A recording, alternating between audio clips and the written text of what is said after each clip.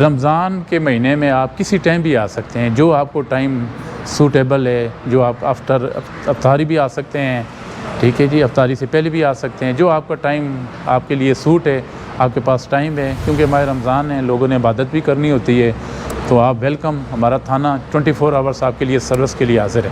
السلام علیکم جی، کیا نام ہے جی آپ کا؟ جان محمد نام ہے میرا۔ جان محمد، آپ اسلام آباد پولیس کی طرف سے ہم آپ کو ویلکم کرتے ہیں۔